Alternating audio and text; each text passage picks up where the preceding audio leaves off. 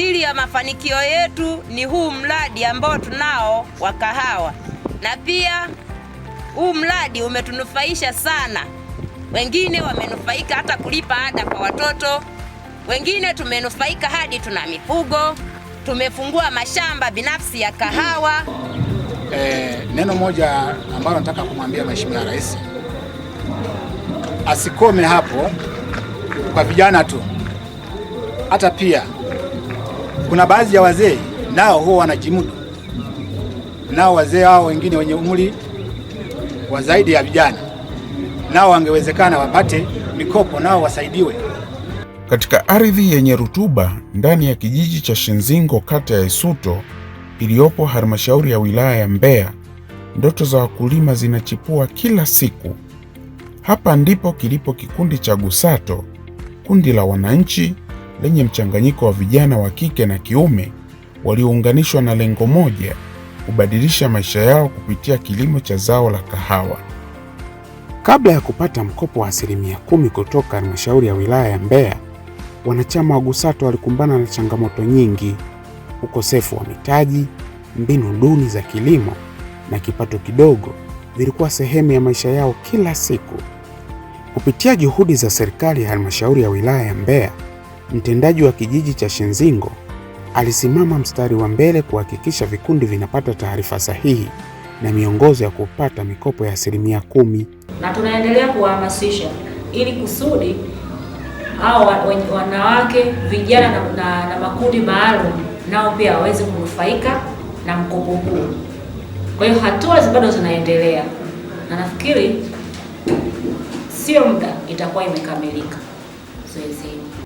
Kwa ushirikiano wa wananchi, mwenyekiti wa kijiji cha Shinzingo Isambi Mwaigaga ameendeleza hamasa, uwajibikaji na mshikamano wa vijana na wanawake na watu wenye ulemavu kuungana pamoja ndani ya kijiji chake ili waweze kuwezeshwa na mikopo ya 10% kutoka halmashauri. Kwa kupata hiyo mikopo imekuwa ni hamasa hata kwa vikundi vingine na kwa vijana wengine, wanapoona hawa vijana katika kikundi hiki wanainuka, wanaweza wakahamasishwa ili nao wajikite katika vikundi.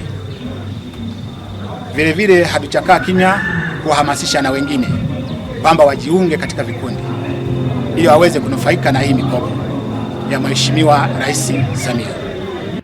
Afisa maendeleo ya jamii kata ya Isuto, Mitanda Masaya, amekuwa nguzo muhimu katika kuwajengea uwezo wanakikundi, kuwafundisha uongozi, usimamizi wa fedha na maendeleo ya vikundi. Wana changamoto nyingi wanapitia, lakini ukikaa nao karibu wakikueleza unajua namna kuwasaidia. Katika changamoto hii tupite hii, tufike katika hatua hii, lakini kwa vikundi vyote vilivyoko katika kata Isuto, hususan hiki cha vijana, waliandika mkataba wa miaka 3. Mpaka leo wewe mwenyewe umeshuhudia wamelipa robo 3 ya mkopo wao. Ni follow up ya mahusiano ya sisi wataalamu pamoja na wao. Wanapata changamoto gani, tunawafikia, tunaongea nao kwa ushirikiano mkubwa sana wa kutoka halmashauri. Namshukuru sana mkuu wa idara ya maendeleo ya jamii kwa follow up anaofanya kupitia Wizara ya Maendeleo ya Jamii. Hususan tumshukuru sana Mheshimiwa Rais.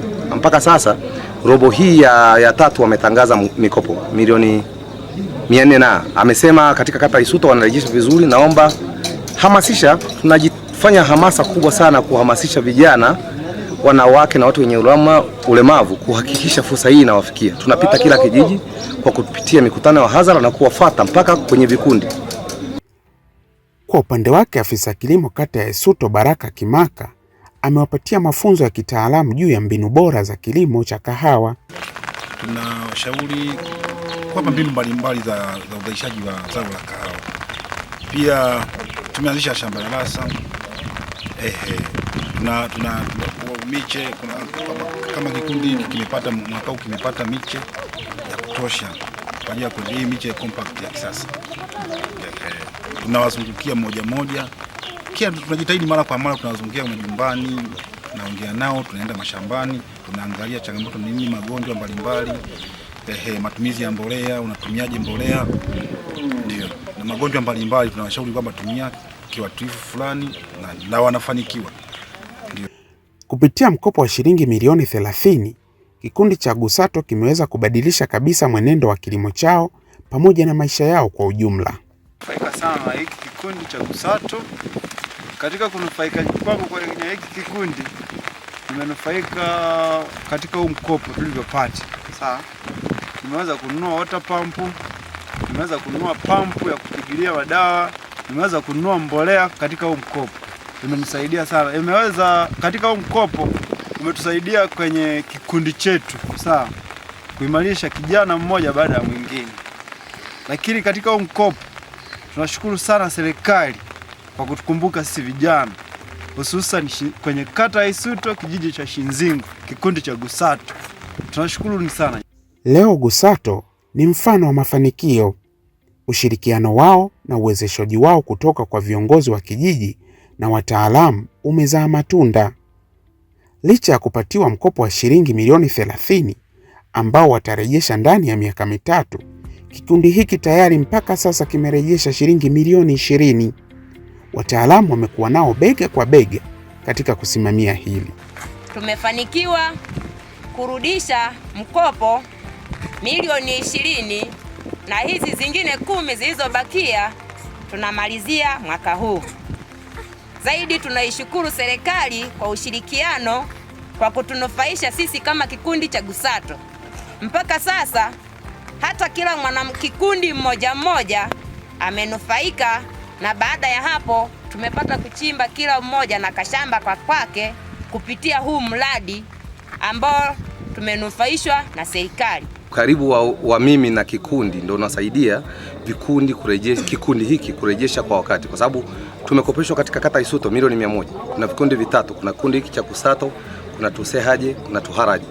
Wote wanarejesha kwa wakati kila robo, lakini kiuhalisia ni follow up ya kusema ni mtaalamu, sio kwa kupiga simu. Ni kufika katika eneo husika, unakutana na wahusika, wanakuona, kwa sababu walizaminiwa asilimia kubwa na afisa kilimo wa kata husika. Namwambia ni wakulima wako, twende tukafanye, na tunafanya hii kazi kama timu. Afisa kilimo wangu hapa, nashukuru Mungu sana, anapambana sana. Muda wote nikimwambia tuwafuate wakulima, tunafika eneo husika, na tulikiwakuta wanasema tuna changamoto hii, tusaidiane, tunasaidiana kuisolve.